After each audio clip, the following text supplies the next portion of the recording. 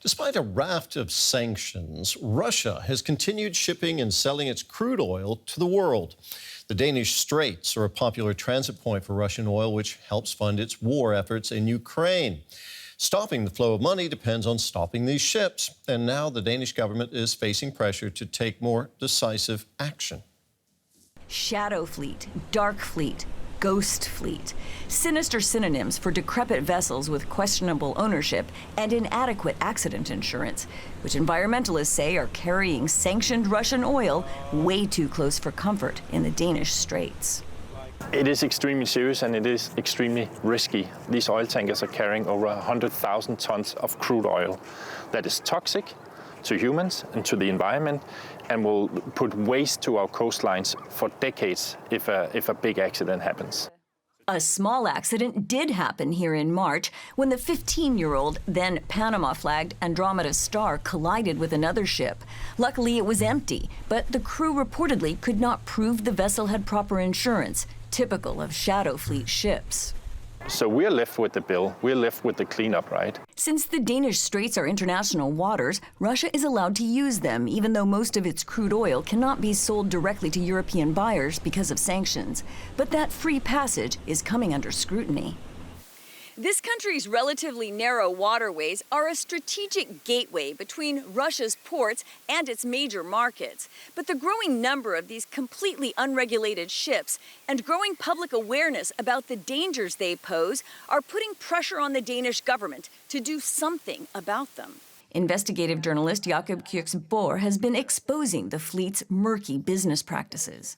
They have flag states in countries like Gabon, which is a military dictatorship that recently had a coup. Some experts say the Shadow Fleet now carries 4/5 of all Russia's exports of crude oil under the regulatory radar. You have these vessels that don't exist on paper, but they're right here in front of my eyes. This huge fleet of oil tankers just working in Denmark every day, but nobody knows who's controlling them. I think that's very interesting, and I think we need to get to the bottom of who is controlling them. Now the Danish government pledges an international coalition will try to force better practices on the fleet. But how? Sanctions experts at the Kyiv School of Economics Institute believe the key is to more aggressively target ships known to be flouting their obligation to have credible oil spill insurance. The vessel would be identified as property of a sanctioned entity, but most importantly, anyone interacting with this vessel or the cargo that it carries could face enforcement action themselves. That recommendation goes further than the European Union's new sanctions on some Shadow Fleet vessels, banning them for the first time from European ports and services. But that doesn't block the ships from sailing through international waters like the Danish straits. Whether and how to do that is highly controversial. Are we willing to go out and intercept and stop this ship? Because if we are, then we are in the crosshairs of Moscow saying, okay, Denmark, just stop the ship. So we'll just like the next ship going through, make sure that it has an accident so that they have a huge pollution in Danish waters, and then Denmark can do the cleanup, and good luck with that. Moscow has already threatened Denmark with retaliation just for considering a response to the dark fleet. But without one, billions of dollars in illegal oil revenue will continue flowing through European waterways to the Kremlin war chest. So these ghost fleet oil tankers pose a double threat. First, they undermine EU efforts to stop Russia selling oil to fund its war against Ukraine. And second, they could cause an environmental catastrophe with no accountability. I asked Benjamin Higen from the German Council on Foreign Relations, which of these is the more pressing concern? The most pressing concern is probably the environmental risk. So as was outlined in your reporting, the Shadow Fleet, which is estimated to consist of around 430 plus vessels at this point carrying Russian oil, these are largely tankers at the end of their lifespan. They're older than 15 years. They are under-maintained. They are flagged in countries that do not have proper regulatory oversight and requirements in terms of maintenance and inspections. And most importantly, these vessels are not properly insured, or they're entirely uninsured, which means that in case some accident happens, which, as you pointed out, has already been the case a couple of times in the last 12 months or so, it's very unlikely that anyone would actually be able to pay out and pay for the damages and the cleanup. Now, this oil that is being shipped through the Danish Straits, it's being bought by various countries. Is it clear who exactly is buying the sanctioned oil? So there are not very many buyers for Russian oil these days. It's largely India, China, and Turkey. And if we talk about petroleum products, then a couple of other places, but the ones that I mentioned make up the largest share. So you're right that this is sanctioned oil in terms of Russia can no longer sell it to its traditional export markets, primarily in Europe. But what I want to point out is that the transport of Russian oil and oil products to the countries that I mentioned on shadow fleet vessels does not really indicate any sanctions violation. This is an evasion strategy to get around the price cap and for Russia to be able to sell its oil at higher prices than the $60 per barrel that the price cap mandates for crude oil, but it's not really a violation. So none of this is illegal at first glance, at least. What can be done, do you think, to stop these ghost fleets and to reduce the risk of environmental disaster? So I think the first step is to create more transparency when it comes to the insurance of these vessels. We know very little about this. So if they are insured with a reputable Western insurance company, specifically when it comes to oil spill insurance, also called protection and indemnity or P&I insurance, if they're insured with a Western company, then we know that there are publicly available databases that are updated regularly that provide this information. If they're not, then we know very little about the insurance that they carry. In the two cases where we had incidents or near incidents in the Danish Strait in the last 12 to 18 months or so, in both cases, it became clear that these vessels did not have any kind of insurance to speak of, which means it either exists on paper or it doesn't exist at all. And it means that these insurance companies are not properly capitalized to pay out in the case of an incident.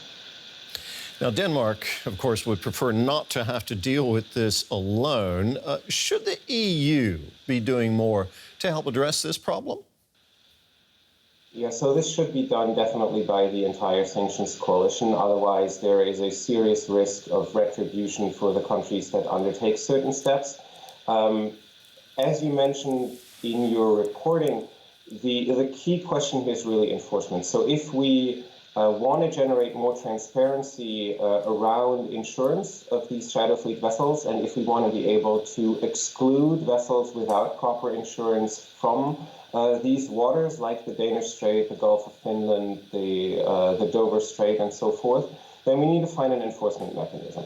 And the enforcement mechanism is probably not the actual interdiction of vessels, because it creates certain legal issues with regard to the right of innocent passage through these waters, but it also creates a huge opportunity for Russia for some kind of brinkmanship and certain games, as was outlined by the expert in your report. So the question then is, what do we do instead? Benjamin, thank you very much. Afraid we're going to have to leave it there. We're out of time. That was Benjamin Higen of the German Council on Foreign Relations. My pleasure. Thank you. Let's bring in DW correspondent Terry Schulz. She filed that report. Terry, these ghost fleet oil tankers pose, as far as I understand it, a double threat. First, they undermine sanctions on Russia selling oil to fund its war against Ukraine. Second, they could cause an environmental catastrophe with no accountability. So what of the two is the most pressing concern in Brussels there? Well, those are two of the concerns, and they're really big ones because, of course, Europe is currently struggling to both come up with money and more weapons to help Ukraine kick Russia out. And at the same time, Russia is earning billions from this oil, and nobody seems to have the means to stop it right now. But as the experts in my piece pointed out, if there were to be a leak, accidental or otherwise, from one of these ships carrying 100,000 tons of oil, there would really be no way to clean it up, and certainly no money coming from the shipping company itself, some of which barely exist legally, to help these countries along the border. So that's why they're really looking for more support at the moment. But there's even another concern, and that is a kind of tricky one and somewhat of a dirty little secret. There is some acquiescence to this oil being shipped cheaply like this because it goes to India and it is reprocessed. And while the European countries can't buy the Russian oil, they can buy the oil from India after it's processed. And I've even heard of European ships traveling to India to pick up oil that was known to have been transported by these ghost fleets. So it's very, very complicated. Indeed, a complicated situation. Now, Denmark would not like to deal with these threats alone. Should and could the EU be doing more to address this problem? There's no way one country can deal with this by itself because, of course, yes, the ships pass closest to Denmark, pass through the Danish straits, but they also go on, passing Sweden, Finland, into the Baltic countries. So those countries are, I would say, the most concerned about the potential environmental damage. But any country should be worried about Russia earning all of these billions of euros, of dollars that are unregulated and of course, posing threats with these ships that shouldn't be on the water in the first place. So the EU has just taken the first step to put some of these ships on a sanctions list, and that's a step in the right direction. But experts like those in my piece talked about how the U.S. really has a stronger set of sanctions, barring any company that would be known to buy this oil from doing business with these ships and with these shipping companies. Now, that's something that exists on paper but hasn't been enforced so strongly yet. So that's something that Denmark, leading this effort to do something about the ships, would really be looking at, because that's a lot safer than sending your people out to board a Russian ship. So what else can be done to stop that ghost fleet? These secondary sanctions on the companies doing business with these shipping companies are really, I think, the best hope. That's what I heard time and again when I was speaking to people about how you would not be putting humans in danger and also wouldn't be pegged to any one country. So as I pointed out, Moscow has already warned Denmark, if you try to do something about these ships, we're going to get you.